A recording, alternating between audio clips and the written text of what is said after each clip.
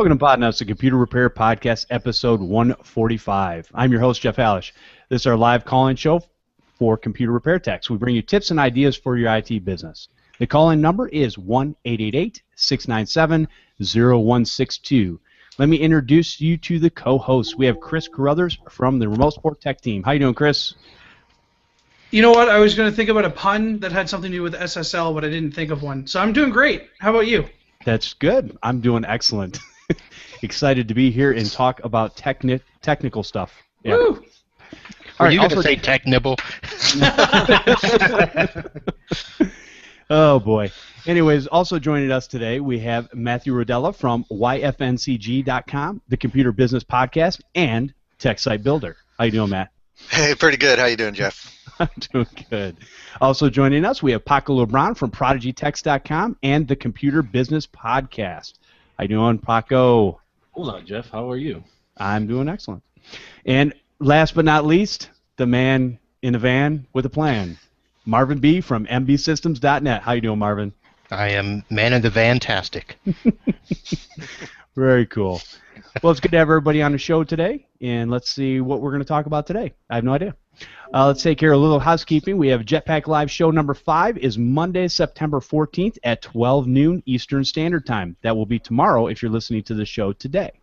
Learn real ways to grow your IT business. You can check it out over at itjetpack.com.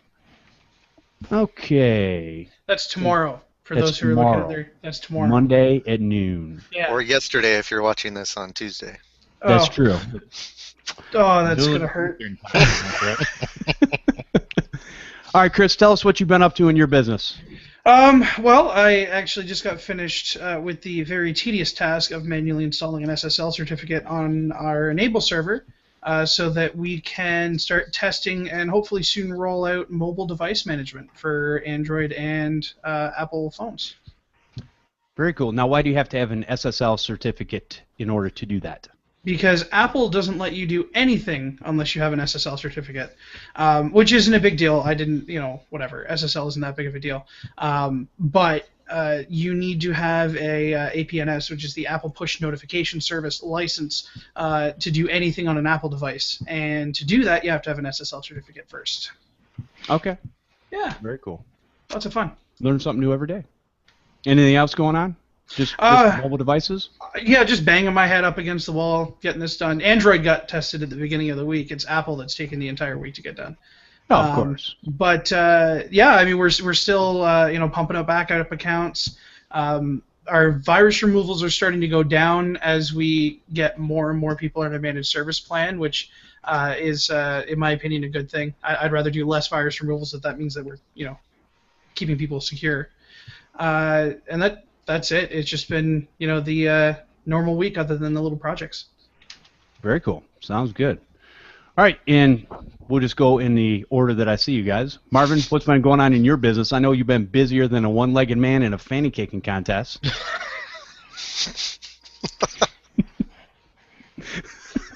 Yeah, that's about right. It's funny. You're the busiest guy I know, but you always have time for you. Have time for me. It's awesome. I definitely appreciate that. Well, that's just how important we are. Yeah, that's it. So, yeah, this week has been a lot of workstation rollouts. And let's see, Friday I did a domain controller installation that was continuing into Saturday, but I was not able to make the server go live because this was a client that for some reason decided to add a bunch of devices to the network and not tell me about them, and they did it statically. So, and they're devices that I don't have username, password, or anything to get into, and they're devices that work with their copiers for scanning, for they have a program called Print Audit, which manually tracks automatically tracks all of their copies, all of their printing, and all of that stuff. And then there is another couple of devices. Oh, they have a door controller for their key fobs to get in and out of their office. And then they've got their cameras on a DVR. Oh. So if it had been set up with, reservations in the DHCP server that I managed, then I would just be able to make those changes and all of that would work. But because they're static, I can't get into devices. Now we have to wait, and I have to charge them for another trip and another weekend to make this go live. So you're charging the advanced rate, right? Yeah. This is the stupid fee. I like that too. This is because you touched it without consulting me. Yeah. Now, what does that mean by setting up a static IP? Well, what they do is all the devices on their network should be assigned an IP address from the server. Correct. Okay. But what they've done is, instead of calling me to let me know that they have new devices on the network, give me the MAC address and let me assign them, because they want it to be the same IP address, all the time. They just went ahead and manually went into, kind of like if you would do a notebook and you want to put in an IP address with the gateway, and all of that information. Well, they put that into those devices, which normally isn't a big deal, but we have so many things running with DNS that, if I change the DNS of the server, then they'll lose connectivity to those devices. Okay. I got you. Because I'm not making the new server the same IP address as the old server because of all the processes that I had to install ahead of time. We basically gave them new IP addresses for those servers. We moved network shares. We did a whole bunch of stuff. So it's actually, it should have been a lot easier for me to install the new server, make the changes on the DHCP server, push out the changes. They automatically get the new DNS, and everything works just fine. So if you set up a DHCP reservation, then you should be able to actually move. If you need to put in a new server or reassign the IP for that, it should move all that stuff along with it, right? Without having to go back and manually change everything. Is that what I'm getting? Absolutely. Basically, I can put in the same IP address, the same MAC address, tell it what the new server settings are, so that the next time we power cycle something, it comes back up, register with the new server, and nobody misses a beat. Okay. And it's just something where I start these server installations, on a Friday night. For the whole purpose of being able to move all their data over, do all that stuff. I come in Saturday, I restart the network, I make sure everything works, and we're good to go. So I did all the stuff Friday, came in Saturday, noticed there's 5 devices. I have no idea. I have the MAC addresses, and I can set them up. I can get the reservations ready, but I can't get into the devices to make them get their information from the DHCP server. So this is what I would probably tell them. If you do this again on your own without consulting me first, when I'd have to do a migration again, we're going to do it on Monday morning first thing. Well, that's the option. He's like, well, can you do it Monday morning? I said, sure. Seriously? I said, yeah. First of all, they're going to get the stupid fee. Okay. They're going to get the advanced fee. And they're going to get a rush fee because I've already got stuff scheduled Monday. Right. So was this the client or the vendor installing their devices with the client? It was a combination of both. This client has an IT person. Oh, okay. Who's actually kind of like a family member who can't get another job, and so will we call that person Johnny Ponytail? Yeah, you can do that. Yeah. The only reason I say that is that was another. Did you get the email from Matt Rainey where he talked about down at the Max Focus conference? Yep. They used the term. They didn't use man in the van because apparently they found out. I don't know. Maybe some of us were offended by that. That's right. So now they're using Johnny Ponytail, which I don't know about you guys, but at CompTIA, I can't tell you how many people actually had ponytails that were at the conference. Right. Yeah, I was going to say that. Like, how is half that the any people better? are in that room. It's not. Oh. They're not learning their lessons. So again, on this show, we're going to call it out and say that was kind of dumb. I'm just going to say.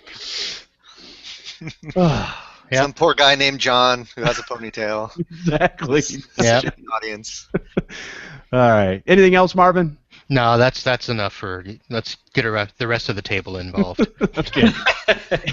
And Mr. Matthew Rodela, what have you been up to in your very many facets of your business? Well, coincidentally, I've been helping out Marvin with a little piece of, I think it's that same client that he's talking about, with their some stuff with their website, their WordPress website, helping them out with that. I just got some bigger projects that I'm just kind of working my way through. I got a whole new redesign that I'm doing for a bookstore up in Canada. They got a bunch of locations, so putting together, basically redesigning their website from scratch in WordPress. Got a lot of smaller projects that I'm just doing, update work for, helping them out with different things. Just a lot of ongoing stuff. And then Tech Site Builder is going very well. I actually have a demo that I'm going to be doing, a live demo I'm going to be doing this coming Thursday, that I'm going to walk folks who are interested through, the back end and how everything works and how to put together the website and stuff so they can see how it works. And then have a Q&A, so afterwards, folks who have any questions, if they're still wondering if Tech Site Builder is something that's right for their computer business, they'll be free to ask questions and stuff at that time.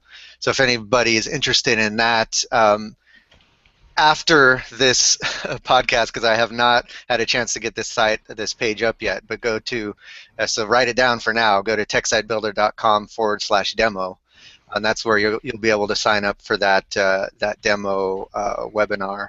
I haven't had a chance to set up that page yet, so write that down. And then after this, that page is going to go live.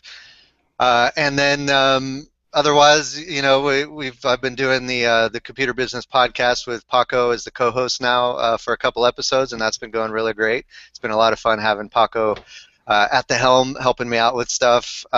You guys all know how much fun he is to talk to and hang out with and stuff. So he's been adding a lot to that podcast and keeping me on a regular schedule. So we're coming out with podcasts every other Tuesday, and we're trying to stick to that schedule so to make it a little bit easier for folks to keep up with that. So that's been a lot of fun, and that's about all that's going on in my world. Very cool. And I will tell you from the, if anybody wants to check out my website, technutpc.com, that is a Tech Site Builder website. And I will tell you that I had that website up in less than an hour with all the main information that I needed. And I'm constantly tweaking little things and adding little things here and there. I will tell you that, for my business has been mostly, I will say that a lot of people don't really drill down, I would say, into my website. I like to have the information there is a good point to follow, but at the same time, I just want a website that somebody can go to above the fold, which means they're not scrolling anywhere and they see my name, phone number, maybe a little picture of me or something like that, and you can set that stuff up so easily, and it's way worth it, especially if you don't want to sit there and have to tweak WordPress and update it and all this other stuff that you have to do all the time. That's just a pain. Go out and do what you're good at, because let's face it, we're not all good at everything, and websites I am not good at, and I'll admit it, so I'll hire that out to somebody else versus doing it myself, and I'll go tear a laptop apart or whatever, because that's what I like to do. Anyways, so let's see, we have also Mr. Funny Man himself, Paco Lebron. What have you been up to, my friend? Tons of stuff. No, so with the business, I have been focusing more on our marketing efforts. So what we're doing is we have a marketing agency. We actually met with them in Channel Pro 2 weeks ago, discussed a couple things. So we just reinitiated a lot of things. We just launched a new website. We also went ahead and updated a lot of our business directory updatings and so forth and so on. We also are getting heavy into the marketing, so we're with Yelp ads now. We just decided to kick in with Google AdWords per the constant threats of Jeff Halash. So we went ahead and did all. No, but Jeff has been really helping us out get our AdWords campaign up and running, and we've been making a couple tweaks and testing it out for our Evanston office, and then kind of roll out from there. So Other than that, just, we've been getting quite a few jobs because of these marketing efforts, and from there we're kind of just going to the point of kind of seeing what's the next step. We're talking about webinars slash, in events like, how to use Skype, and kind of like what Kerry Holzman is doing for the senior citizen community he has there, but more in some different topics. So that's on the business side. On the computer business podcast side, it's been really cool on getting into the flow of things, really trying to introduce new topics, and just picking Matt's brain, and just bringing out a lot of great stuff that he already has, but kind of adding a different flavor to it as well. So it's been pretty fun the last couple of times we've done it. Very cool. Sounds good. So I know I don't always talk about what's going on in my business because there's so much good content from the guests that come on the show, but actually I'm going to talk about a lot of things. I'm going to start off by, so one of the things Paco was talking about was Google AdWords, and I had went in my Google AdWords about 2 weeks ago, and was kind of poking around a little bit, and I had noticed I was up over 500 AdWords, or I'm sorry, 500 keywords. And so I actually was like going, that seems a little bit high. And let me preface this by saying that a couple times Google sent me a notice saying, hey, why don't you check out these AdWords? And I think there was a couple times that I basically said, yeah, those sound pretty good. And I clicked on them and loaded them into Google AdWords. So I will tell anybody, number one, if I've sent you my Google AdWords, be very careful. And I've already told you this before. You need to go through the AdWords yourself and kind of pick and choose. It's just kind of give you an idea of what you think you would like for your area. But there was there was quite a few keywords that I didn't realize are still in there. I thought I had taken them out years ago. Apparently did not. And some of them had the word free in it, or cheap, or things like that. All those AdWords, or all those keywords, basically, I got rid of every single one of those. Now, they were not costing me any money. I wasn't really getting any traffic from them or anything like that. But I did not want those terms associated with my business. Mm-hmm. So that's why I took those things out. And what I've done is I've gone through the AdWords I've gone through the keywords 3 times so far, and have still found mistakes each and every time. So I'm going to go through it twice more, probably hopefully this next week, and get it down to what I think is a reasonable amount. And the reason I started looking at it was there was a keyword that was costing me a lot of money, but I wasn't getting a whole lot of calls from it. And it was something to do, I believe the keyword, I should have wrote it down, I think it was like laptop screen repairing was the keywords.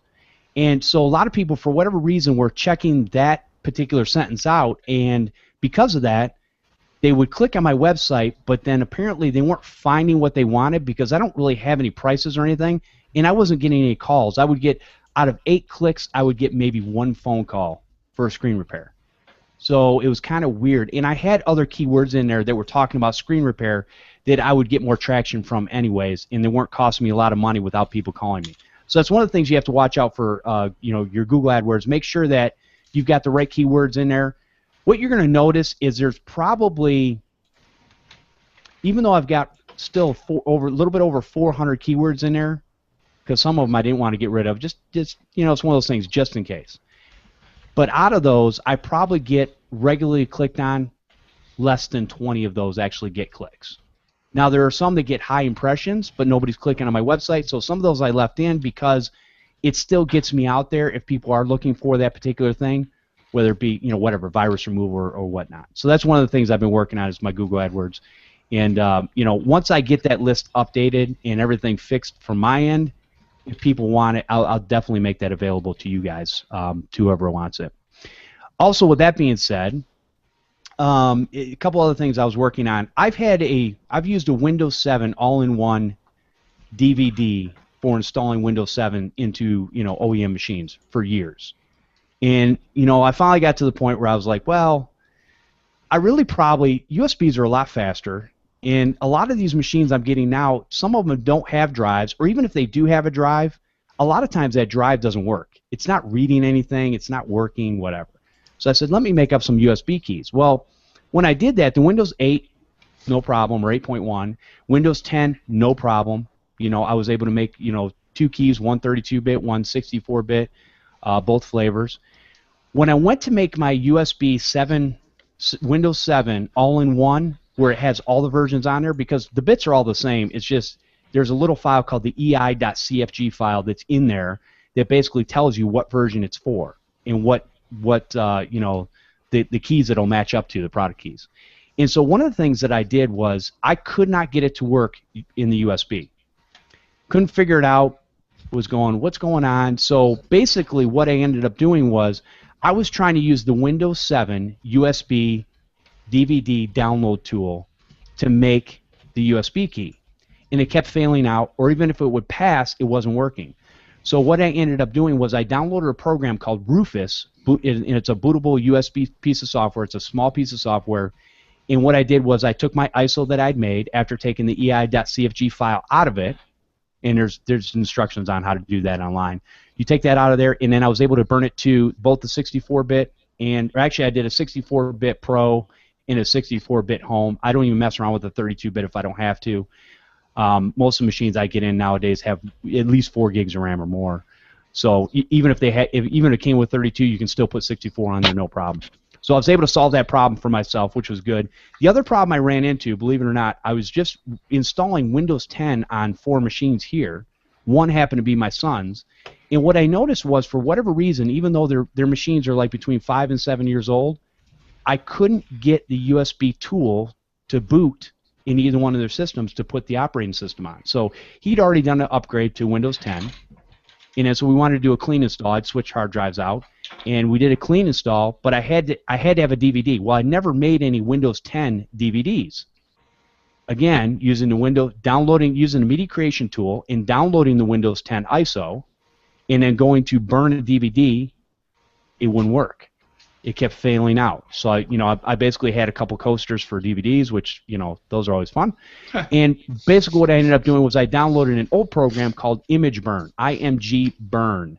And basically I was able to burn the DVD, no problem, using that, using the ISOs I had already downloaded, and it worked perfectly. So I'll have the links to Image Burn and Rufus in there.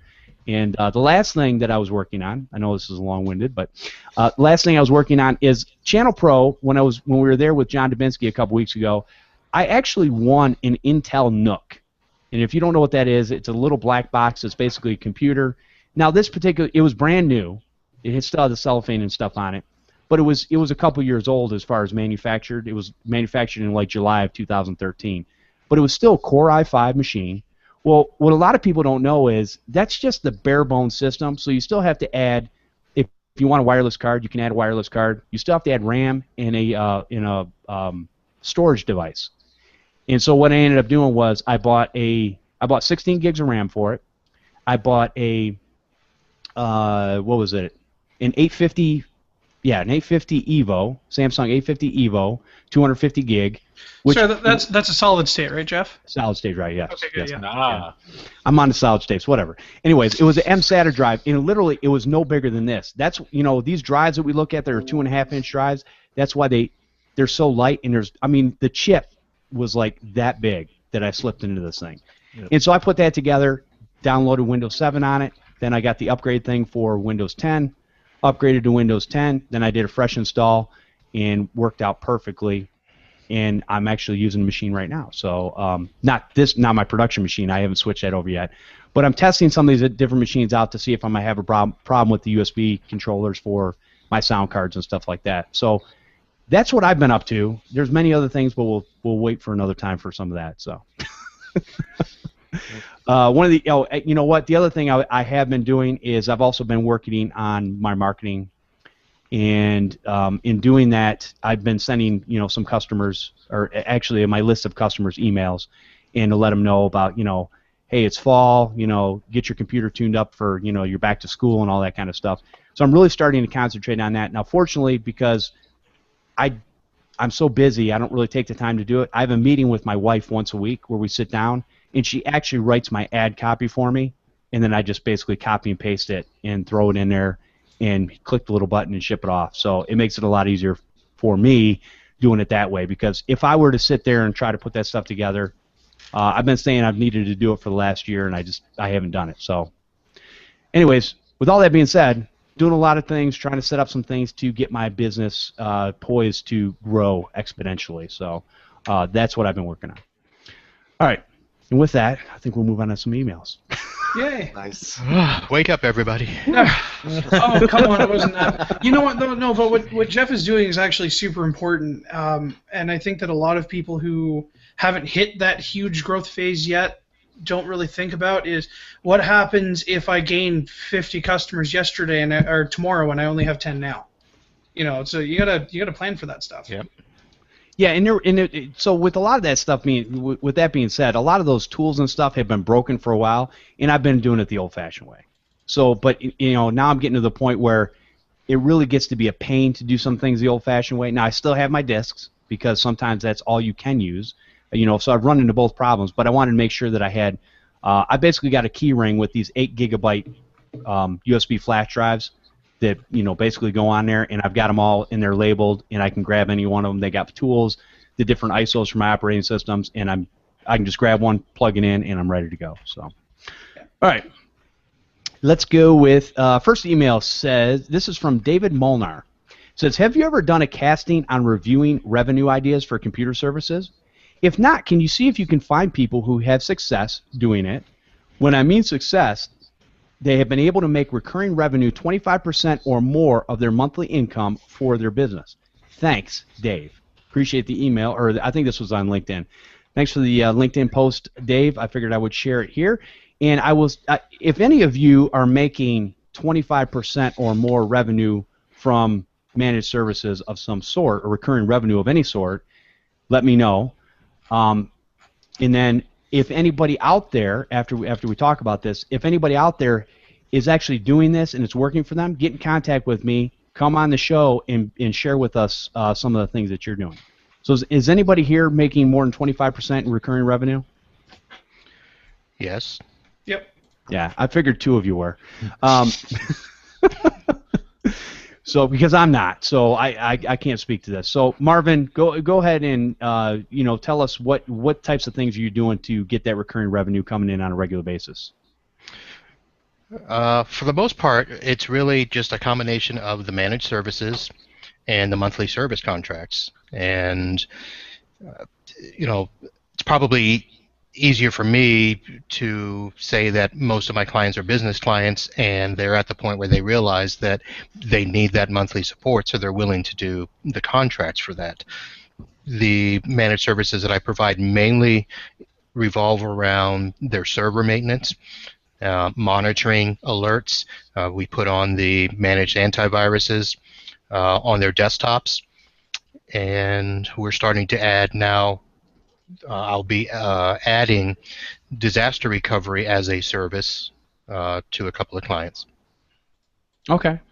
Yeah, and we have a podcast actually coming up later today that we'll be talking about that. So, data recovery. Okay, so in what can you explain what the difference between your managed service versus your monthly plan? For the most part, the managed services basically is what I will call anything that we're paying for automatic alerting or service. So the Max Focus, where we set up the monitoring, we set up the antivirus, that's basically managed service.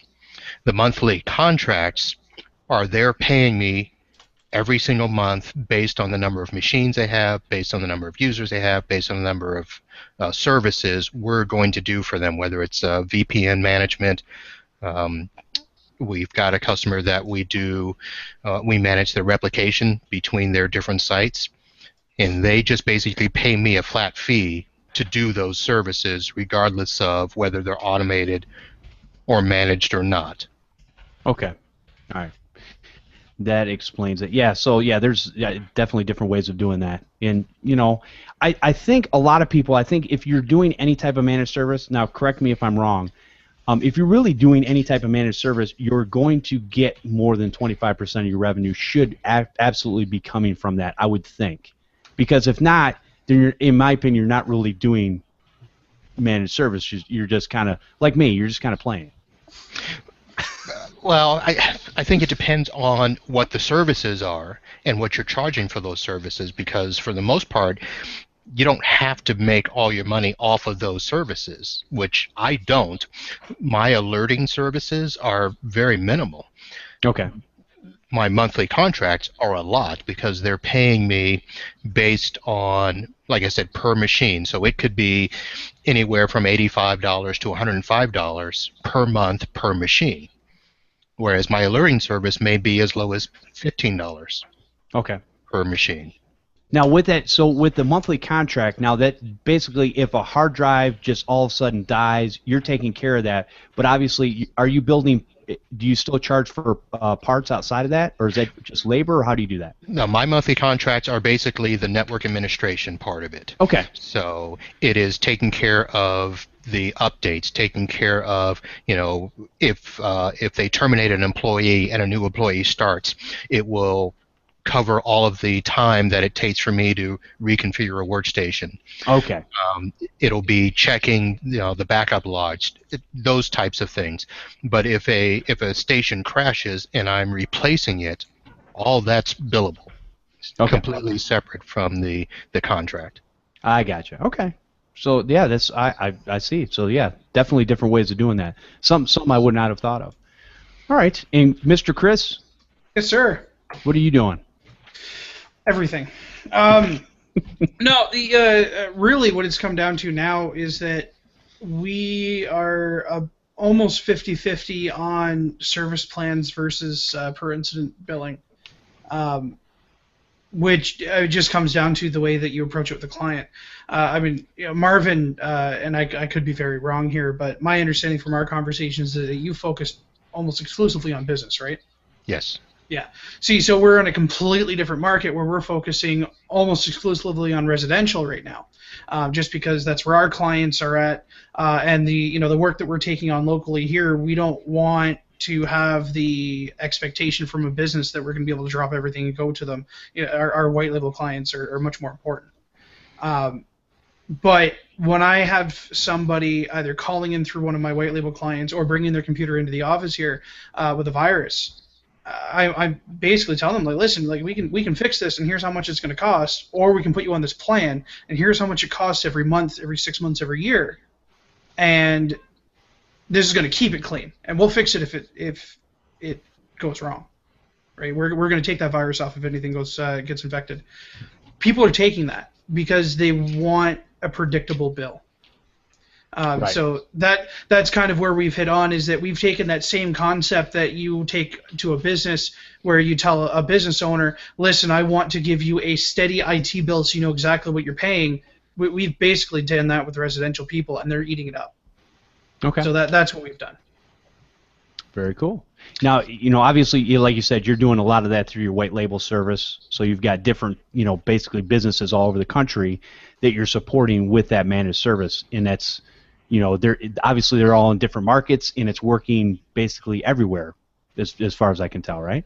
In both countries, yeah. Okay. And down to the point where, yes, most of our clients are in the U.S. There's just more of you down there. I don't really have much more to say on that. Oh yeah, granted. I mean, that's obviously. Yeah, but I haven't seen any state that says no more than any other state, or yes than any other state, and I haven't really seen that much of a difference here in Canada, with the exception that it is a bit harder to make Canadians spend money on anything, but once they see the benefit of it, they're just as quick to sign up. Okay. And yeah, I think you really have to push the benefits of that whole managed service, type thing to make them understand that. I think you said it best. You're basically you're doing your best with automated tools to keep their device clean, and that's one of the things that I look at from my aspect in my business, is I want to make sure that the person is protected as best they can. Now, if they still click on something and let it get through, then there's not a whole lot I can do other than, I feel if they have a certain base set up and they're getting third-party patch management, they're getting Windows patch management. Yeah. They have and Paco and I have talked about this before. They have an antivirus, and I don't care which one it is. I've been using Microsoft Security Essentials on my bench machine with no problems for many, many years. Probably longer than you were born, Chris. But anyways, Probably. But I've had zero infections from that. Now, I'm not saying that it can't happen, but here's my thing with antiviruses. As long as you have an antivirus that's updating and doing what it's supposed to do, checking the systems the best it can, I can always, even if a machine gets infected, I can always go in and clean it very easily because there's already a base, there's already a foundation set up. That's what I look at. Because here's the thing, you can have the greatest antivirus in the world, and in my opinion, they're all just complete and utter garbage, but whatever. And so, I guess I said that on air. And so, with that being said, you can have all that, but if you don't have third-party patch management and you don't have Windows patch management, the holes where these viruses get in are still there, and they're still going to get in. No, that's exactly right. And I mean, we don't just throw an antivirus on their computer and throw monitoring on there and say, okay, have fun. But I mean, we check we pre-check patches before we send it out to our customers' computers to have them installed. We make sure that everything is up to date when it's supposed to be. We block websites that we know are going to cause problems. So I mean, yes, you can throw an antivirus program on a customer's computer, and chances are they'll be fine as long as they run their Windows updates. But the types of people who are generally calling us with the types of infections that they have are generally the type of people who don't bother with their updates, who don't bother checking on what they're clicking on. And those are the people that need the help. Right. So, rather than just... I spent years trying to educate customers. Years of that's a task good in and of browsing itself. Practices, and I mean, my mother is probably the best attestment of this. That woman plays bingo all day, and I tell her I don't care if they're offering you $1 million. Don't click on the link in the chat in your bingo. It's not going to be any good. And now she has. I mean, I'm not charging her for it, admittedly, but now she has the managed service plan on her computer, and she hasn't gotten infected at all since then because we take care of it. Right, and so that's kind of what we're telling customers is that, okay, look, I can't guarantee 100% that you won't get infected, but you've come to see me twice in the last year. I bet you if I put this on here, you won't see me for at least another year. I'm sorry, did you just say you gave something away for free? Did I hear that from the Chris Carruthers? Is that what I'm hearing? My mother is on disability in a wheelchair. So, yes, I gave it to her for free. He does have a heart. Throw that out there. You know what? I do have a heart sometimes. There is 3 people in the world that can pull it out of me. My wife, my kid, well, 4 people. My wife, my kids, and my mother. And everybody else, I need your credit card number before I even look at it. Let me take that money first. Yeah. No, that's good. Yeah, I think there's, again, I'm not a big AV comparatives fan. I've seen some of the stuff in the chat room. As far as that stuff goes, to me, it's like sports teams. They're all bought and paid for. It's like whatever. But that's, again, that's just my opinion. But it's good to have something, at least something on there. And here's the thing. If I ever get a machine in that has, I think I've had every machine in here that I can think of that's had every antivirus over the years. And guess what? They've all been infected. Every one of them. And they're all touted as the best antivirus in the world, whatever. I'm like, so from that standpoint there, they're not perfect. They're not meant to be perfect. I mean, there's more viruses coming out on a regular basis than anything else, that they're doing out there. So it's I don't know what it's a game. One's always going to get ahead a little bit, and no one's going to get behind. You just got to play the game, and hope for the best. But so what the antivirus is only as good as the tech that installed it? No, it's only as good as the person is clicking. Yeah, the end user. I mean, they're the problem. Well, then there's no such thing as a good antivirus then, because... Here's the analogy that I use for my customers. Basically, think of your antivirus as your alarm system for your house. Doesn't matter how expensive it is or how cheap it is. If you leave your window open and somebody can reach in and steal your purse, it doesn't work. Right. Yep. That's true. That's the other thing I started thinking about was even talking about managed services, and guys, correct me if I'm wrong, but the way I started thinking about it was like an insurance. I mean, sometimes these managed services, really that's what it is. It's an insurance, but it doesn't mean that you're not going to get hurt. Just because you have insurance, you could still get in a car accident. You could still get run over by a car. You could, whatever. There's many different ways that, this could affect you, but at least you have something that can help you out when you do get infected or get hurt or whatever, so. It's a line of defense. It's, when used properly, it is a line of defense. It doesn't mean that it will never happen because just like the best alarm systems, crooks can break alarm systems. Absolutely. Viruses can penetrate antivirus systems. So it's a line of defense. And the second component, now with the businesses, I do it a little different because I can set it up to where if something happens, if they get something in quarantine or a machine gets affected, it sends me an alert, sends me an email. And then I can call up and say, hey, what'd you just click on? And they'll be like, nothing. Nice. Although some of them are like, oh, you saw that? Exactly. So that's really, the step one is putting in that line of protection, and step two is what happens when something comes through, and how quickly can you quarantine it or clean it is really the way to look at it. And I think one of the things, and I want Paco and Matthew to say something after this, but I think one of the things is that you look at, again, when somebody gets infected to the point where they all of a sudden, their Internet Explorer or Google Chrome or whatever, they can't get on the Internet, that's usually when they bring it to me. There was one virus or piece of malware that tipped it over the edge, but the reality is you go back and look at all the things. It's been infected for literally months, and they're just like going, I don't know. And I'm like going, how long has this been taking, 5 minutes to start up? Oh, it's been like that for 6 months. And I'm just like, really? You've been dealing with this for? I would rather stick a fork in my eye. I would throw this thing out the window and go down to Walmart and buy a new one every 6 months if I had to. But I'm not going to sit here and wait for 5 minutes for my computer to start up. But people do all the time. Just get used to it. Yeah, exactly. It must be slow. It's like cooking a frog, right, in a pan. If you have a hot pan and you throw a frog in there, the frogs are going to hop out.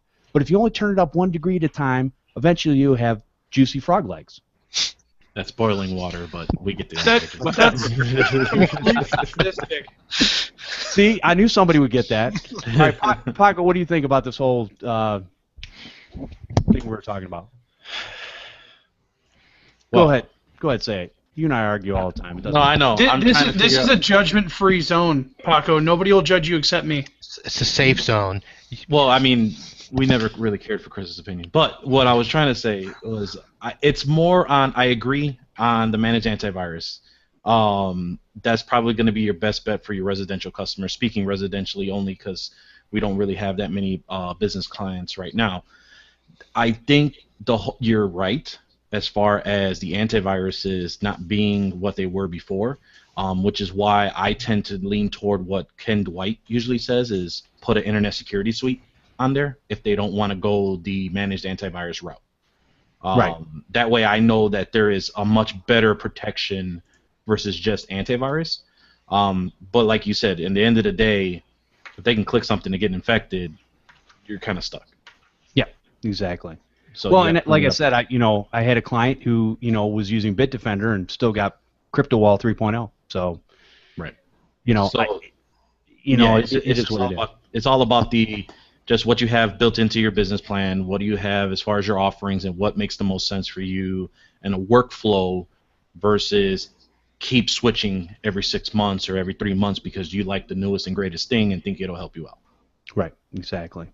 So anyways, Matthew, what do you have to say about the whole virus thing? I was trying to find, there was this graphic that was going around where it had, on one side it had what consumers think are the most important things that they need to do for their computer security, and then on the other column it had what security experts say are the most important things that you need for IT security. And so consumers always, the top thing was always antivirus. As long as I have antivirus, I'm going to be safe. Right. And then on the security expert side, the top thing was keeping your stuff updated, keeping all your software updated.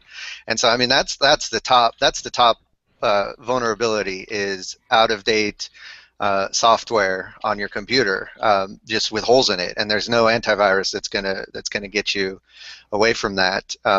And I was thinking also that kind of, there's a similar thing going on in WordPress websites as well, because just like applications you can install on your computer, WordPress websites, can accept plugins, and people install plugins on their WordPress websites, and then they just install them and leave them there. And plugins, just like applications, need to be constantly updated, because number one, WordPress is constantly updating itself, and that's one of the greatest and worst things about WordPress is it's constantly reinventing itself, constantly patching itself, constantly updating itself. So you got to keep up with that, and then so that's like your OS, right? You want to keep your Windows patched and updated, but that's only a piece of the puzzle. Then you have all these plugins that are installed that have their own vulnerabilities that can come up, or they have their own compatibility issues that can come up once WordPress is updated. So you have to keep those plugins updated as well. And there's a bunch of security plugins that you can install on WordPress as well. But again, those security plugins, just like antivirus programs, are only as good as the rest of the software that they're installed with, the other plugins and WordPress. And if those things aren't updated, or you're not using good practices like strong passwords and stuff like that, then the best antivirus or the best security plugin in the world isn't gonna help you. Right, and I think from a standpoint of the managed antivirus, what the thing I like about that is that basically you can have you can know from your tools whether something's infected, whether something's gotten through, and then you can help the client out from that point. So I think that the managed antivirus from that standpoint is really good. I just think from, if we look at, you have to look at ways to sell this to the customer and to make it so it's beneficial for them, but it's also beneficial for you to support them. Because, I have 10 computers around me at any given time, or there's actually almost up to 17 devices that are hooked into my internet at all times, and nobody from an 8-year-old kid all the way up to a 45-year-old person, me, actually gets infected with anything. And a lot of people go, well, it's safe practices. Really, for the 10 and 8-year-old, I don't think so. But the other thing that I do is I keep my I use OpenDNS and I keep it locked down. So a lot of times, even proxy sites that you might get redirected to, they just go to a blank page. They won't load. They don't do anything. So a lot of times, I think those vectors is where people get their stuff to. And obviously, I'm not doing the normal things like I won't say anything like porn or anything like that. But I'm not I don't frequent those sites at all. Like this. What was that, Chris? Nothing. This is a family-friendly show. Yes, it is. We don't talk about things like porn.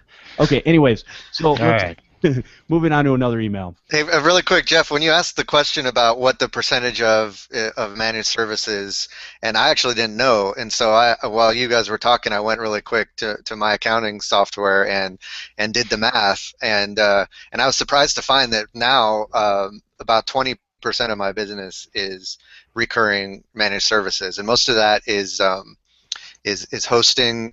So what I do with website, because with websites, the managed services side of web consulting is a little bit more tricky. But of course, you have website hosting, but you can't really charge a lot for website hosting because folks can go out to GoDaddy and get website hosting for $3 a month.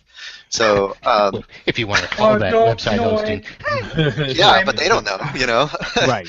So what I'm doing is I'm pushing what I call VIP WordPress hosting, which is I'm hosting on what WP Engine, which is a WordPress-centric host, which provides one-click staging environments, one-click backups, daily backups, that sort of thing. So I'm including that. I'm also including updates, keeping your plugins and your WordPress updated, and then I'm throwing in, depending on the type of client, I'm throwing in a chunk of hours that I can help them out with whatever questions they have or whatever problems they have. I'll jump in, and that'll be all part of this VIP WordPress hosting, which is kind of like my version of a managed service. And so I've been having pretty good luck with implementing that with new clients. So I'll do a web development project for them, and then afterwards I'll be like, hey, if they don't have hosting, then of course I'll bring them onto my hosting. But if they do already have hosting, I'll ask them, how do they like their hosting? Did you know that one of the most vulnerable things about a WordPress website is not keeping your plugins updated. Are you able to log in and keep your plugins updated on a regular basis? And they'll be like, well, no, that's not something I really think about. And so then, of course, I'll be pushing the VIP hosting. And so that's been going really well. I'd say a majority of the folks I'm doing development work for end up coming on to my hosting packages. So that was just kind of cool. I hadn't actually gone in and done the math on what my recurring percentages were, and to see that it's up to 20% now, and hopefully that's just going to keep growing, is kind of exciting. Yeah, I'm glad you brought that up, Matt, because one of the things I just was thinking about as you were talking was Tech Site Builder. I mean, if you think about it, that's a managed service, because you're providing not only hosting, you're providing the website, you're making sure the updates are done, you're making sure the backups are done, all that kind of stuff is done right there, and people are just paying you a monthly fee to do that. Yep, and that's part of the 20% as well. So that's helped push that up as well. And that's just going to go up and up. Yep. Here's hoping. I predict that here it's going up and up. No, I'll agree with that. I mean, it's amazing what'll happen if you put together a plan that people say yes to, and you actually put the effort into maintaining that plan, upgrading that plan, and actually trying to make the sale, because you're not going to sell something if you don't try. Right. There is no limit to how high you can get that. There's just a limit to how many customers you can talk to. Right. True. All right, let's move on to, that was one email, right? Or actually one LinkedIn post. that was we've gotten through 2 so far, Jeff.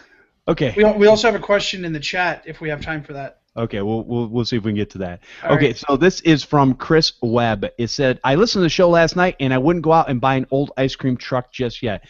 For those who don't know, when Marvin and I were on the show last week, we were talking about Man in the Van, and Chris was telling us about this person, not our Chris, but this Chris, was telling us about a person that bought an ice cream truck and had portable devices and stickers and stuff on his ice cream truck, and you would bring your device, laptop, mobile phone, whatever, to the truck and get it fixed instead of getting ice cream.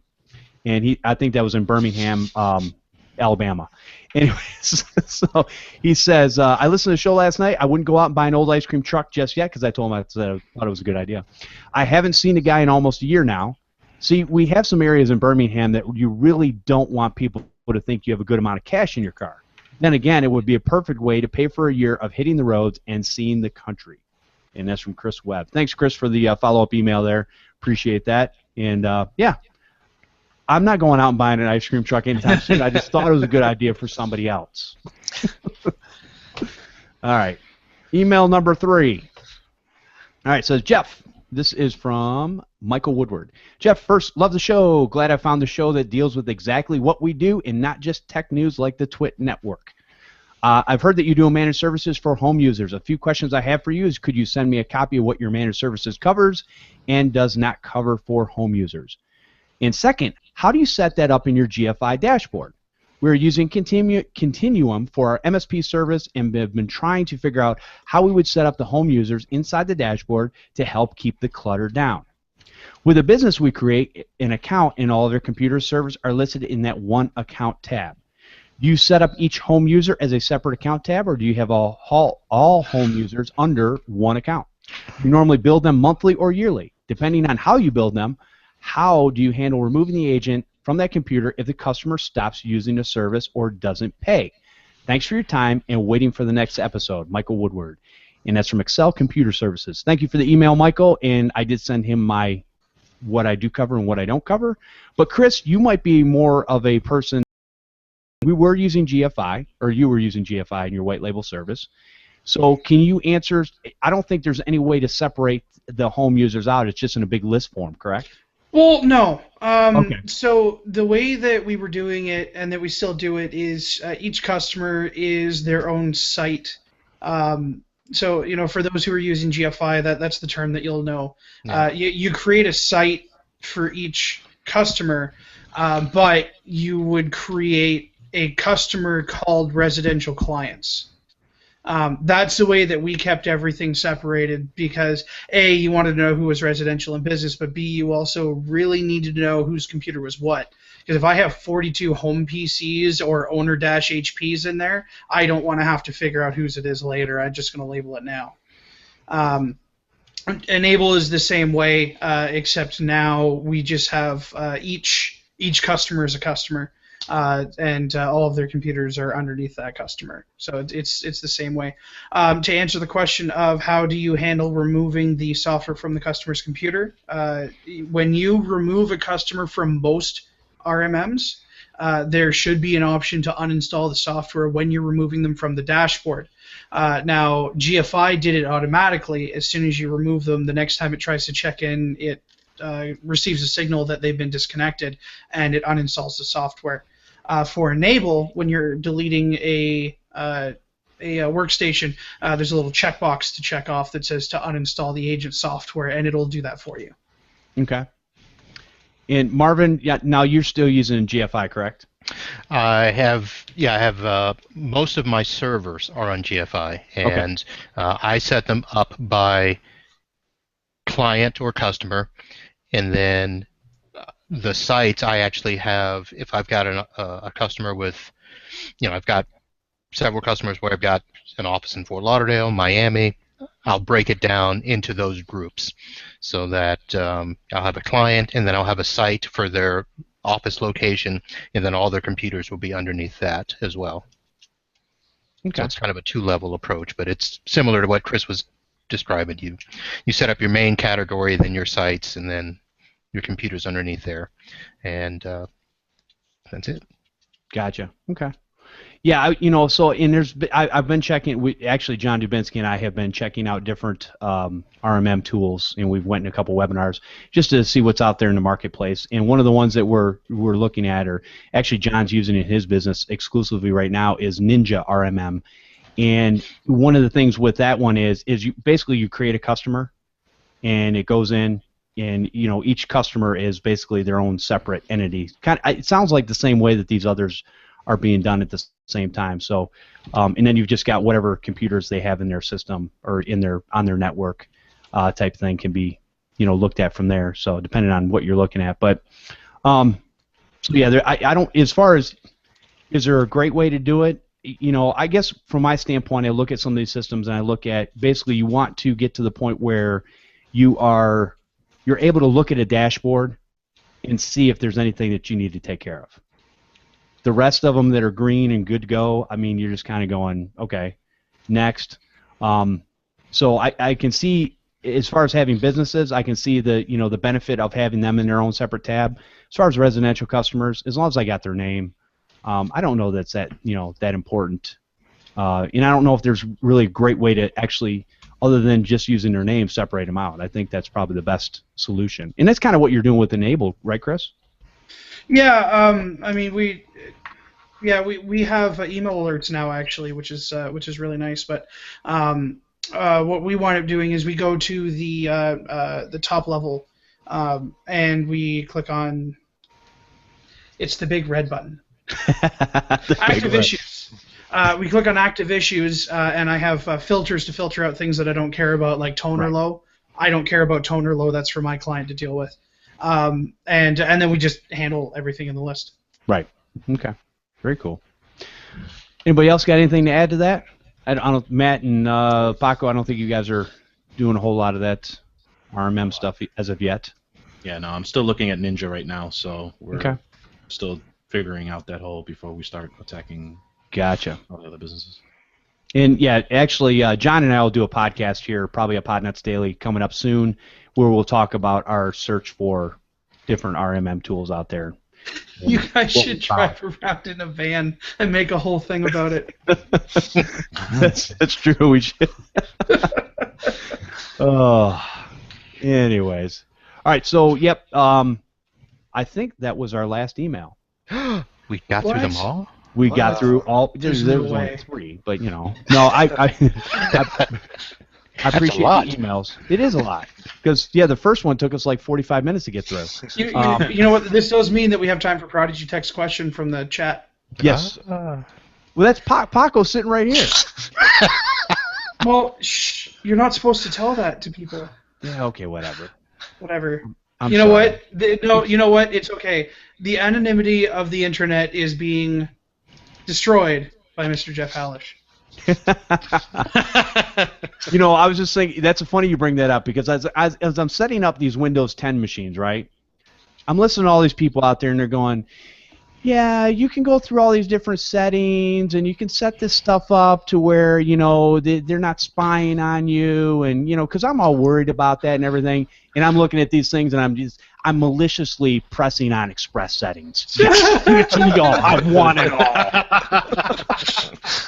Yeah, okay, you know what, though, the one setting that I do agree with, though, that people really should turn off if they don't want it on, is the one that shares your Wi-Fi settings with people on your Skype. Here's the thing, though. But even if it's on by default, you still have to set up a network on that. If you never set up a network, it doesn't give squat. Yeah, see, I didn't even set. I turned it off. I didn't look at it. That's what most of these settings. As a matter of fact, here's a prime example. So I'm setting one up on my son's 8-year-old, or my 8-year-old son's computer, and so normally I go in, even if you leave Cortana on, which is just basically a helpful assistant that you can talk to instead of typing, right? Yeah. So even if you leave it on, you still have to go in and initialize it. Well, here's because he has a live account for the Xbox, and so I put that information in there. Now, one of the funny things that they said when I went in to turn Cortana on for him, because my kid will basically go to Google, press a little mic, and talk to it, and tell it what YouTube video he wants to see, and it goes and finds that YouTube video, and he clicks on it, and he plays it. That's how he surfs the internet. So Cortana, when I clicked on it, she came back with this message that said, "I'm sorry, but you're too young for me." Wow. Whoa! Which I thought was perfect, because, again, another thing that Microsoft does that I don't know if a lot of people understand this, but when you link these accounts together as a family account, which I do with all the Xbox stuff and all that kind of stuff going on, I can monitor what they're doing on their computers. Not that I need to, because they're in plain sight anyways, but I can if I wanted to say, hey, you can only have 2 hours on a computer, I can tell it to shut down and do these different things with all the parental settings, which I thought was kind of cool. And it's free. Yeah. I mean, it comes with the Microsoft account and Windows. So there you go. Anyways, I'm sorry, where were we going with that? We weren't going anywhere near there, actually. You're the host, steer us. We were waiting for the Prodigy text question, and you hijacked the conversation. You know what? Actually, I think at this point we should just let Paco ask the question. Paco, what's the question? Oh, it was more for the chat, but it was basically linking into some of what we were talking about earlier. Was what are some of everybody doing for their marketing? Like, what are they focusing on their marketing plan, trying to get their business going in that sort of realm? Okay. I kind of told everybody what I was doing, so right. I did too. So I was just curious on what the chat room was doing as well. But if anybody else wants to share, Chris, what are you doing for your marketing? Well, for my white label service, I have to be super low key on that, because if everybody knows who we are, then there's a chance that people are going to figure out who we are when they talk to us. White label, right? But we do a lot of just online marketing in forums, one-on-one marketing with techs. This show, right? It's all exposure. That's very targeted exposure. Locally, though, the two biggest referrals that we're going to wind up getting is I joined the BNI. So every Friday morning before the sun's up, I get together with a bunch of people and have breakfast and coffee, and we pass along referrals, talk about our businesses. So BNI is a big one, and the Barrie Chamber of Commerce is the other one. So we're doing a lot of face-to-face marketing right now, and that's getting us the growth that we want without exploding. But eventually we might look into radio ads and things like that. But we're all doing face-to-face. Yeah, because a bunch of technicians are watching radio. Oh no, you meant for the regular stuff. Yeah. I meant for the regular people. Yeah, I know. I'm just messing with you. Anyways, all right, moving on. Marvin, what are you doing for marketing other than just your devilishly good looks? Nothing. So the good looks must be working for you. When I started, I did very similar stuff. I was involved in a networking organization before BNI was around, Chris, when you were just a child. Do we have to go back to the 8 every 15 minutes? So I did that, but most of what I do now is through referrals from my consultant friends, where we all partner together. And the other thing is I updated my website. Yes, it looks nice too. So if you go to www.maninthevan.net, He's not lying. It's seriously. Hold on, I'm doing this right now. Redirect to his website. Yeah, Awesome. it will. Awesome. Maninthevan.net. Yes. Nice. Maninthevan.net. Oh. You know what? And it's forwarding with mask, so it's keeping. Yeah. Nice. That's great. isn't that awesome? That's amazing. Yeah. So, but yeah, I don't, because of the way that I operate with my clients, it really doesn't benefit me to try to market, because a lot of the people that it would reach, I don't want as clients. Right. I mean, it's not to be mean or anything, but my target market, I don't really need to market to. Right. We're going to get referrals from the clients referring me to other clients, or the vendors referring the business to me. That's a good point. Yeah, you definitely got to get your marketing to where your market's at, and there's no point in spending money in marketing if that's not your target audience. Right. What about you, Matthew Rodela? Yeah, I mean, I haven't really done any marketing per se in a while, and that's just because I've had enough work from referrals and getting Tech Site Builder going and all that stuff. That's really been all I've needed. I got lucky that I'm working for a couple agencies. So I've got one web design agency that's sending me all of their WordPress work, and I have another nonprofit agency that's bringing me on. They have kind of a bench of developers that they bring on for different projects, and so they've been sending me a lot of work as well. So I think that's, and I'm not quite sure how that can translate to computer repair, but kind of what Marvin was talking about, where you have some other folks who do something similar that don't necessarily do what your niche is, then you could partner with them and they can do all the marketing for you, and then they send you the work that you specialize in, and so that's been sending me all the work I need right now. I'm trying to set up a good system for when I do finally, maybe if this stuff starts to die down, I want to have a system in place that can handle an onslaught of work from ad hoc work, not an agency that's sending me a bunch of work, but just, folks here and there who might be contacting me for WordPress work. I want to get a system in place, so I'm looking at like a good ticketing software, and I'm looking at setting up tiers of service and stuff. That I haven't really formalized any of that in my WordPress work yet. It's just kind of been, negotiating with each client on a as-is basis, as far as the service level and that sort of thing. So before I really turn on the marketing spigot for that, I want to make sure I have a good, solid system in place to handle that. Well, and I think one of the key things you said there, Matt, and I think a lot of people need to understand, and Marvin was even kind of talking to it. So when you have too much work, which can happen, if you're in demand for whatever it is your niche is, then you can pick and choose your clientele, which is kind of nice.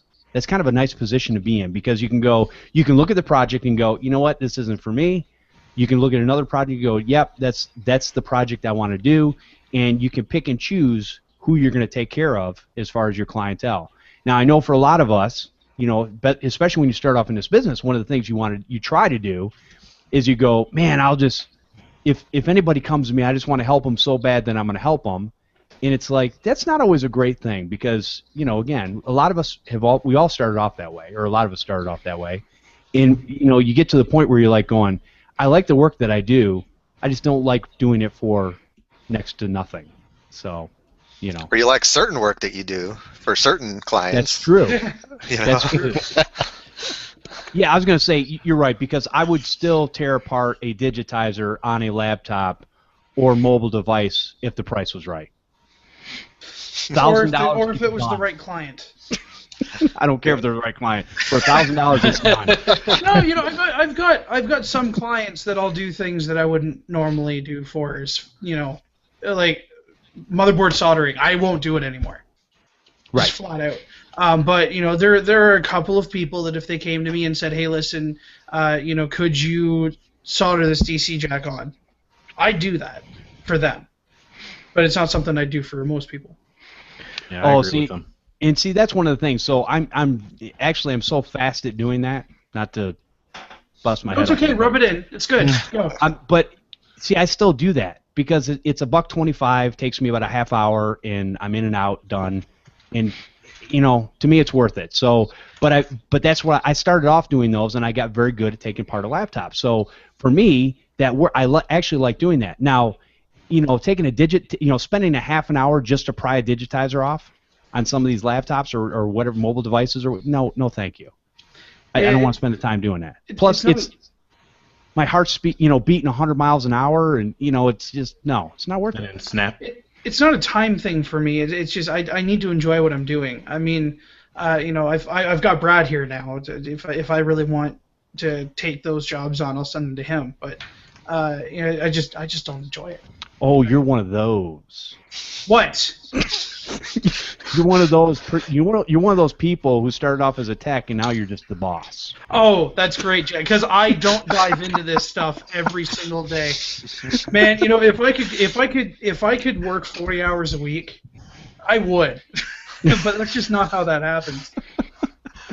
No, you know what? But you like doing like virus removals remotely. I mean, you like doing those types of things. You like setting up your infrastructure for your RMM tool, different things. So yes, you do need to stick to what you like to do because you're right. If you don't like doing it and it's a pain, a lot of times it really doesn't matter what you're getting paid. It's like I'd rather do something else. Yeah. Oh yeah. And especially and most of us, especially those of us who have enough work to actually do it full time, if you're doing like 20 hours of billable work a week, you are freaking amazing, good for you, but you're also probably doing an extra 40 hours, 50 hours of unbillable time getting everything else done. So, you have to enjoy what you're doing while you're billing for it, because if you don't, then it just winds up being the grind for the rest of what you're doing. Eventually, you're going to start hating your business, and the day you start hating your business is the day your business fails. Right. Good point. I don't know if you ever hate your business. I just think sometimes you hate the things that you have to do in your business, and you say it's not really worth it. You'll still associate it, right? Because if you don't take that time and say, look, you know what, I'm not going to take this job, not because I can't do it, or because it's not worth the money, but because it's not worth my time. Right. I do not enjoy doing this, so I'm not going to. And that is a point that most people never get to in their business. And it winds up going one of two ways. Either the business doesn't pick up high enough for them to be able to do it full time and it folds because of that, or it folds because they start hating going into work every day. Right. Kind of like doing Windows reinstalls. I hate doing those. There you go. Them with a passion. Yeah. I don't understand how people do those all day long. It boggles my mind because I'm just like going, again, I'd rather stick a fork or a spoon in my eye. Both eyes Normally, the people who do those all day are the people who don't know how to repair computers. Oh, you did not just say that. Hate mail goes to Chris at rstechteam.com. There it is. There it is. I said it. I'm gonna see. You know what? Craigslist is gonna explode too. Now here's a question for you guys. Actually, going back to the original question on marketing, because that's actually where all of this started somehow. Oh yeah. I want to know which of you guys think that you would have an increase in your recurring revenue if you offered a free period as a referral credit. So using our system as an example, we do monthly, 6-month, and 1-year billing for our managed service plan. So if somebody were to refer me a new managed service plan client upon their first month, if I were to offer a extra month, 1 month free, I think that would increase the number of managed service plans that I have in my local area. What do you guys think of that? I think anytime you give something away for free, I think it makes it more enticing. Whether people believe it's actually worth something, but it's to the mentality of a lot of people, something free is like, hey, I can get something if I just let somebody else know about this. It doesn't take a whole lot of effort, not a whole lot of pain on my part, just to say, hey, I'm happy with something. Check this out. I still think I think it's a good thing. I mean, in my situation, I'm not sure that someone would be more likely to refer someone to me if I had that deal known. I think if they, because, and it's a little different because, people who have a computer probably know someone else who has a computer because everyone has a computer. But websites are a little bit different.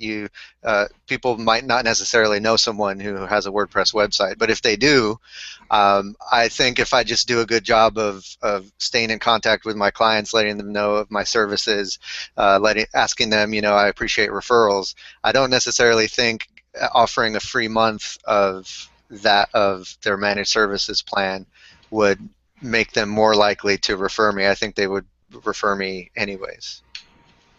Does that make sense? I would almost want to know, and I'm not a marketing expert, so I honestly don't know the answer to this question. So if somebody does, let us know. But would the difference there be really because you're dealing with business owners and business owners understand the value of the referral, as opposed to dealing with residential customers who might not think of it? Yeah, I mean, I think I found that business owners and business clients are more likely to refer you just because they happen to probably be friends with other business owners, or they understand they understand the value of the services you're providing, and they want to help out their buddies or people they know with that value as well.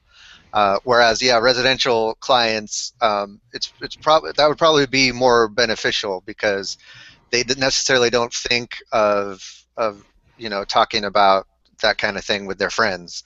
When other business owners get together with other business owners, they're used to talking about other services they're using with each other. Whereas when you get together with your friends, you're not used to talking about the plumbers and the computer repair guys that you've been using. True. So I think there is definitely a difference there. Marvin, what do you have to say to that? I don't market. I don't want you to. I don't market. He just smiles at the camera and look good. Well, here's what I can say in terms of the relative notion of giving away anything for free. I don't do that, and I used to give the first hour of a new client evaluation at no cost. Okay. I don't do that anymore. The only time I'll not charge a customer is if it's something where, I couldn't figure it out or I couldn't fix something, and it would just be easier for them to do something else that, if I recommend that they go spend their money someplace else, I'd say, look, I'm not going to charge you. Go spend your money here. You're going to get much better results, or you're going to get a fix here or something like that. Mm-hmm. But I won't offer, a free hour of consulting or network evaluation. Now, I might do a project price, and the project will be based on X number of hours, and if I go over, then I won't charge them for it if I miscalculated or something like that. The reason I stopped doing that was because when I got started, I got a lot of here. You know what? We're just gonna fly with it. Okay. I got lucky, and I met somebody that got me into the body industry, the auto body shops, and I actually teamed up with Pittsburgh Paint Company, and I basically got about 50 body shops in 1 year. Wow. Nice. But the problem was I wasn't really getting the body shops. I was getting the paint company, because the paint company would pay for all the computer work for the shops, and then the shops would pay them back based on some sort of contract with how much paint they bought and all of this stuff like that. Now, this was back when paint companies were literally giving away things like computers, servers, spray booths, equipment, cash, anything to get that business. Wow. Okay. And I rode the wave because I could basically charge whatever I wanted to put in a server and 5 workstations at this body shop, knowing that I'm going to get paid because I'm not getting paid by the body shop, I'm getting paid by the paint company. Right. Then a whole bunch of stuff happened where the industry really got out of whack and people started realizing we're giving away too much money. And so the paint company stopped paying for that service. Now, the body shop still needed the work, but the body shop was so used to not paying directly that in their minds they're like, well, you just do the work and then bill such and such. And I would be like, I can't do that. Well, okay, well, why don't you do this for us and then we'll do something. And then it got to be the point where they were so used to getting stuff in their minds free that they kept wanting it, and I couldn't do it. Mm. Yeah. And I just said, and that's where I drew the line. I'm like, you know what? You're going to pay me directly. You're going to pay me up front. And you're going to pay me based on the value of the work that I do. And the problem is they had no clue as to how much value they were getting. Yep. Whether it was the cost of the machines or the cost of my time. And I just couldn't do that. So I am out of the auto body business, except for one customer that they're nice people. They've always paid me directly, and until they sell their shop, I'll probably service them. But if another body shop comes to me asking for service, I'm like, sorry, no. And I think what Chris is talking about is a little bit different because it's a referral. It's based on a referral, so it's not like you're initially giving a new client something for free. It's an existing client who's been paying you on a recurring basis, so they understand the value, they understand what they're paying for. But it's just an incentive to get a new customer for you, which is going to be new revenue for you. That's going to add more to your bottom line. So you're encouraging that by giving away a free month to an existing client, which I think is a little different. Right. And a lot of that, I didn't go into all the details, but a lot of that was based on, hey, we're going to pay you for X amount of service. Why don't you throw this in? Or why don't you do this extra on top? So, Yeah. in my situation, it wasn't the direct referral, and it wasn't me saying, hey, buy service from us for a year and we'll give you a month free. Mm-hmm. Which I think, Chris, that's probably more or less what you're talking about. All the things where you deal with all these subscription services where by 12 months you get 1 month free or 2 months free. No, I mean we do that now. So because it's what it comes down to is direct through residential. It's $25 a month for the first computer, and then or $250 a year. So you already get 2 months free if you pay for the year up front. What I was more talking about is if I've already got Marvin. Marvin has my managed service plan on his computer. He's super happy about my managed service plan. So he goes to Matt and says, hey, Matt, this guy from Carruthers Computers, he's got this software on my computer. It does all of this stuff. You should really talk to him because it sounds like you might have an infection, and his program would have probably prevented that for you. So Matt calls me up and says, hey, Chris, Marvin told me to call you. He said that you have this plan. Tell me about it. I tell him about the plan. I sell it. I install everything. I collect the money from Matt. So then I go to Marvin and say, Marvin, thank you so much for sending Matt to me. I've given you 1 free month for referring Matt to me. Thank you so much for that. Oh, that's a whole different ballgame. Yeah, I'll do that. That's a referral credit. Yeah, we'll do that. Okay. I give him a month of service, but I might buy him dinner. I mean, yeah, you give them something Sure. as a referral credit, yes. Okay. And I think the difference is, though, what you guys are both talking about. Marvin was talking about a mentality shift. Yes. Where people are expecting things. Once you start, if you take a phone call and it's 2 minutes to answer a person's question, and you don't charge that customer for that, they start expecting. Then it turns into 5 minutes. Then it's 10 minutes. Then it's 15 minutes. But I think if you give away something like that, but it's not something that you necessarily advertise, you just do it to your good loyal customers, which every business really should do.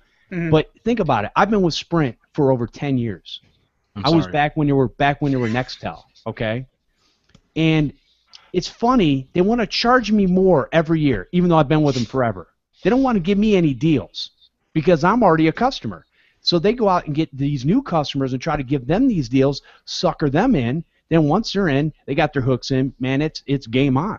And I think that type of thing is just I think you need to take care of your customer, but I think at the same time, I don't know that that's something you necessarily advertise because people start to expect certain things. Yeah, I wouldn't advertise it. It's something that based on the client and based on the size of the referral they gave you, you do things, and I used to try to have a system for if somebody gave me X number of dollars of business, I would give them this. But I don't do it like that anymore. It's just kind of now I'll look back and say, you know what, this customer gave me a ton of referrals. Let me do this for them. And I may just, send them, a bucket of flash drives or something, to give out to their employees. Or I'll show up and buy them lunch or something like that. But in your case where you're saying give them a free month, I think that that's fine based on, the referral credit in the way that you're talking about. Jeff, what you just mentioned about, Sprint. If you remember back in the days of pagers, yes. When What's a pager? I don't know what oh Lord, here we go. But that same thing happened where from my business, I got a pager and I was paying, whatever it was, $30 a month for the pager service, and I had paid for it for probably 5-6 years. But I noticed that new people getting pages were paying $8 a month. And I called them one day and said, I'd like to pay $8 a month. Oh no, that's just for our new purchasers. And I'm like, why? Yeah. Why is that, and that's where you kind of want to pay attention to. If you give one customer something, make sure that if your other customer finds out, you can explain to them why you're charging this customer, $85 an hour, but yet I'm charging this one $105 an hour. Keeping in mind differences in contracts too. I mean, with our backup services, as an example, we have it set up now where if you sign a 1-year contract with 1,000 gigs, you're paying less per gig than somebody who doesn't sign a contract and doesn't have as much space. So, if you're going to do that, in my experience anyway, make sure that this separate rate that you're charging somebody else is based on a set of criteria that they have to meet, which means that it winds up being mutually beneficial. Right. They're giving you X number of hours a month at minimum. They're giving you at least this much business. Because if you're not setting that up, then you're absolutely right. You're going to wind up giving everybody the same price. All right, and with that being said, Paco, do you have anything to add to this conversation before we end off the show?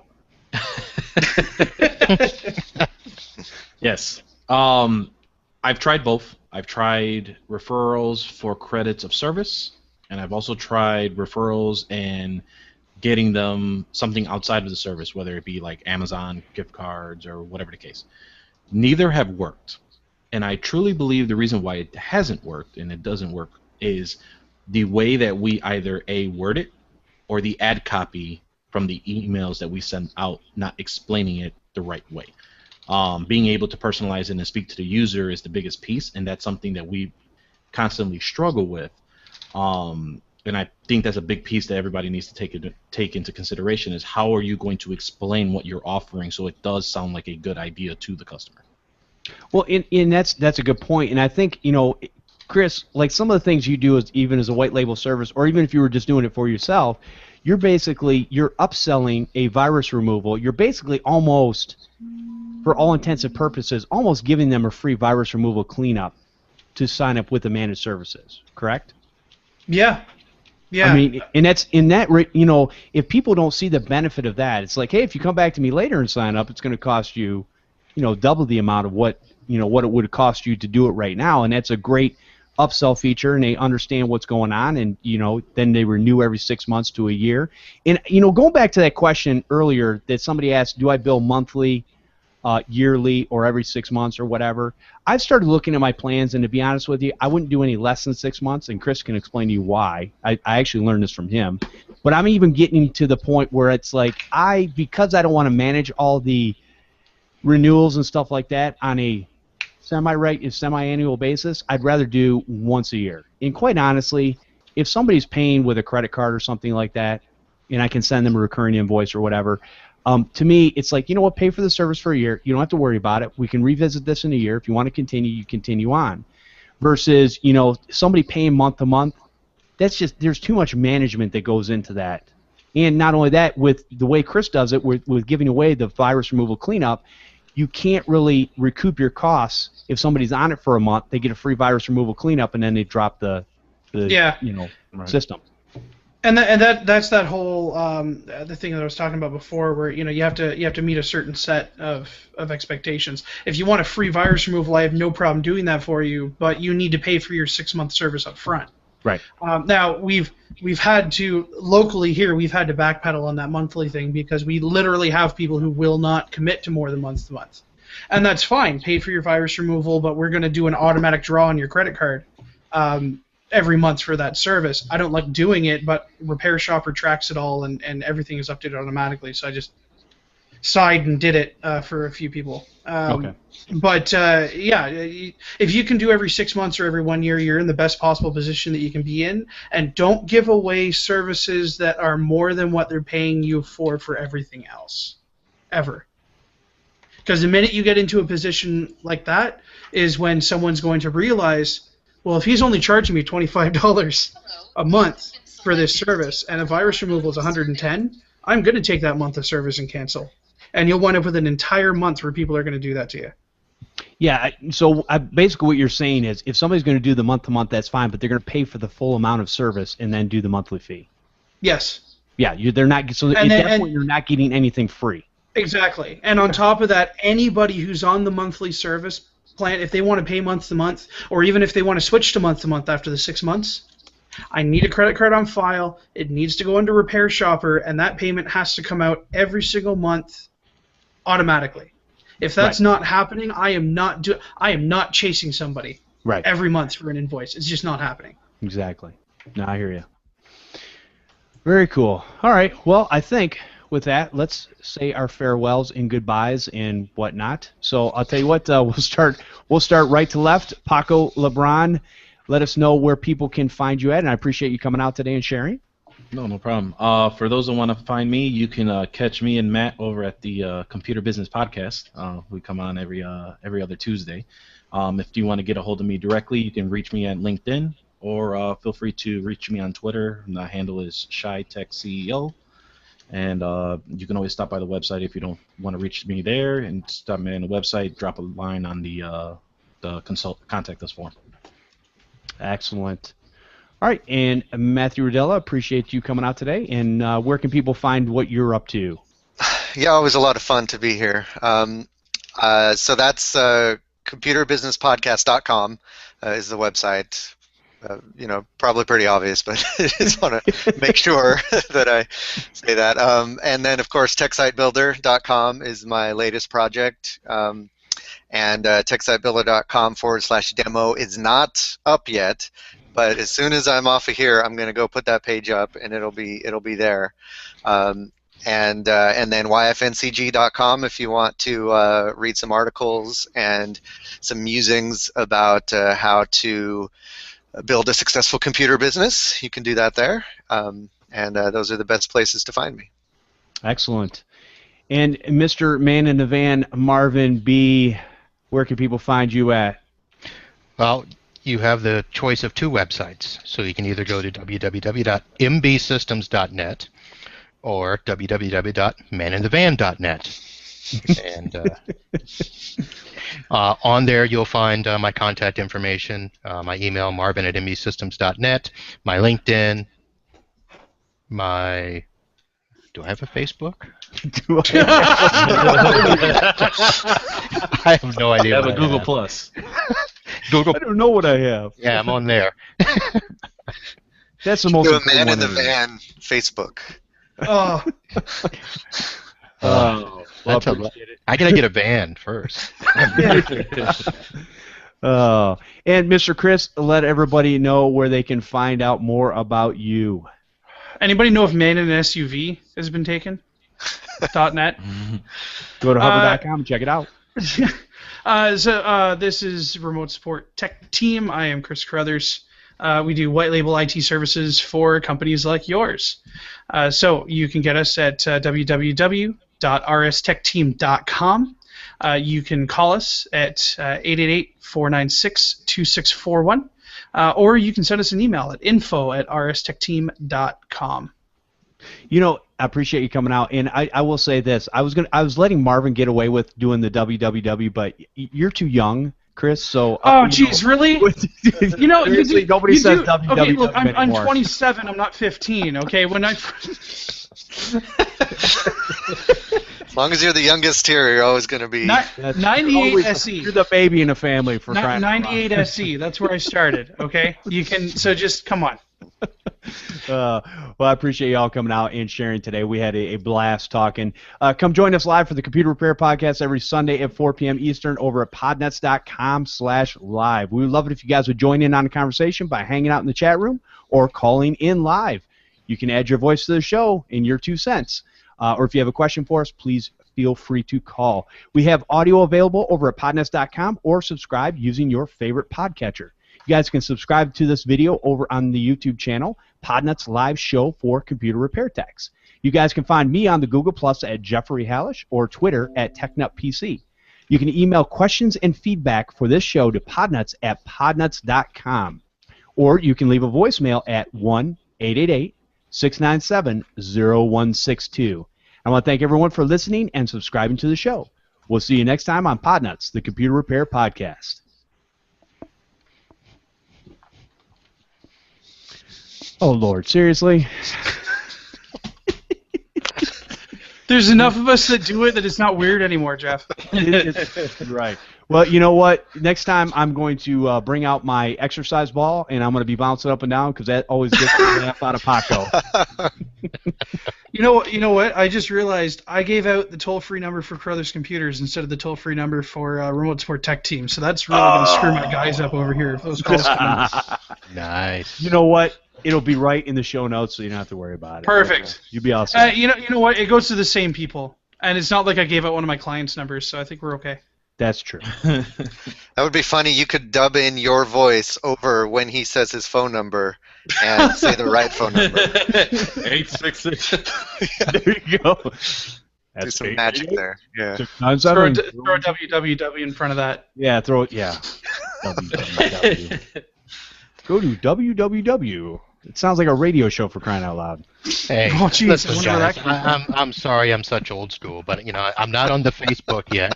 It's on the Facebook. You know, On the Facebook. actually, Marvin, what's funny about that is you might have actually heard of the Facebook before they dropped of the. So, there's that. Actually, I'm on there personally, but I don't want you guys to be on there. He doesn't want to. Stalking. Okay. But I do have the Google Plus. What else? Oh, I have LinkedIn too. I didn't say Oh, that. LinkedIn. Yeah. Marvin The doesn't LinkedIn. want us on his Facebook. Every time I see you on Facebook, you're like sitting by a pool. You got a drink in your hand or something. I don't understand. Yeah. It was a mojito, and no. Yeah. Actually, lately I've been uploading a lot of pictures of food because I've actually started cooking, which is something that I don't normally do. Oh, okay. Yeah, it's a chronological thing, so that if I die from food poisoning, they'll be able to see complete evidence that it was me. What meal did it? Yeah. Well, it's for life insurance. You see, if my wife kills me by poisoning my food, she doesn't get anything. Waka waka. Gotcha. Wow. All right. Well, the next pictures I'll have will be of the Bahamas again, because I gotta go back. Oh, You have what to. a shame. Yeah. Well, we all feel for you. Life is suffering. Are you taking your wife this time? If she gets her passport taken care of. Ooh. Is that hard down there? Down here? Yeah. Yeah. Okay. I mean, getting the application and all that's no big deal. It's getting in for the appointments. I mean, there are places where it's a month wait to get an appointment. Oh my gosh. Wait, hold on. You guys need an appointment to get your passport? Yes, we got to get in line with all the illegal aliens and stuff. Oh, right. Okay. Yeah, I forgot that you guys have a Yeah, Chris, we problem with don't aliens. have one center where we can go and do all our paperwork, no matter what it is. Driver's license and passports and birth certificates and whatever. First off, that's entirely untrue. There's 3 centers that take care of everything. Okay. Point taken. Whatever. Yeah. No, actually, our passport application was pretty simple. We downloaded the application online, we filled it out, and then we realized, you know what? If we mail this in, we're not going to get our passports back on time. So we drove to Toronto, which took us about an hour and a half, waited in line for 25 minutes, handed our application to somebody who yelled at us to see if we'd jump. Then we waited another line for 15 minutes, and they asked us all the same questions for the information that was on the sheet, and when we didn't look like we were sweating, they stamped it, and we got our passport a week later. Very good. Nice. Good for you. Yeah. Ours was we download the application, fill it out, and we get a list of there's about 20 within a 5-mile radius that we can go to. But every time you call, they have an automatic message saying we are full, blah, blah, blah, call back during this time. Or we can go to the post office. When you go to the post office, they've got a big sign up there saying no appointments available today. Wow. So, but you can't book an appointment for a different day? Yeah, a month in advance. Oh. When you call up to find out when you can book the appointment, they're like, well, we don't have anything open until, October 20th. What is it, like an interview? Like, do they shine a lamp in your face and ask you where you were on December 15th at 2 p.m.? No, I'm telling you, if they just open the doors, we got 500,000 illegals down here trying to get back to Cuba since now it's open. Well, yeah, good point. But I mean, this is the thing, though. If you have a birth certificate and you have a social, sorry, is your social security? Yes. Yeah. If you have those 2 things and a driver's license and somebody who already has their passport that can sign the paper that says yes, this is the person that it is. I mean, those 4 things are not going to be that easy to fake. It doesn't matter. This is the government we're talking about. Yeah, welcome to I know, we have government. If it makes sense and it should be quick and easy, then it's going to take 2 months to do. Well, we have a government too, okay? And This and is we the don't- U.S. we don't have a- Don't you dare compare your government to our government. Oh, okay. I'm sorry. I'm sorry. Not only that, Chris, they don't care if you leave.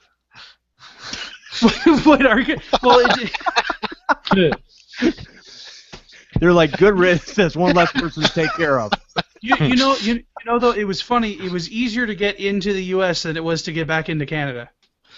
That's what I'm saying. That's the point. Yeah, getting out of the U.S. is a pain in the butt. If you can swim and hit land in Florida, you're in.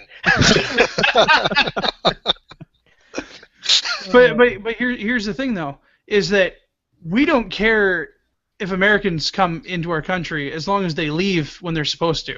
That's the only thing that we really care about.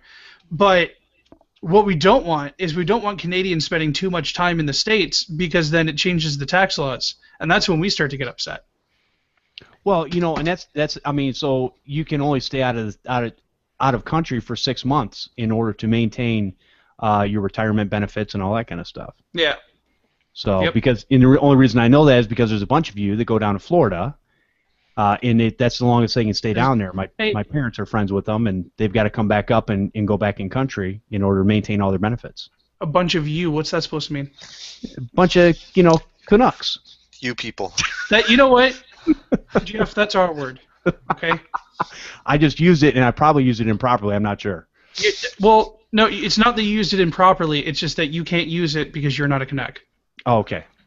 Jeff, consider it this way. You can never use the N-word, but I can. Jeez, Marvin, you didn't have to take it that far. Just trying to give him something he'd understand. Oh, okay. Oh, my God. And Chris, you know what? So if everyone knows the last day of the podcast.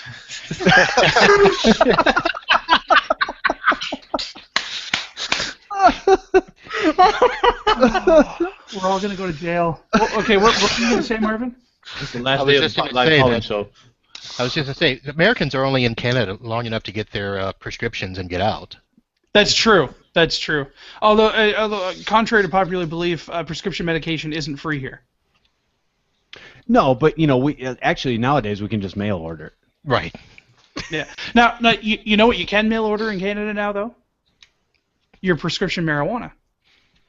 Really? Yeah. Interesting. Yeah, they keep changing the laws. It used to be that if you had a prescription, you were allowed to grow your own. Now you can't do that anymore. Then you used to be able to buy at dispensaries, but they kept shutting the dispensaries down. And now there's like 6 companies in the entire country that are allowed to distribute, and they do it through mail order. Wow. Yeah. Yeah, nothing can go wrong with that at all. No, absolutely not. I don't see a problem. All right, Jen. Alright. I'm going to bug out here. So Yeah, I got to run too. Yeah, I'm actually gonna shut the broadcast down. We'll see you all next Sunday at 4 p.m. Eastern Standard Time. Have a great week.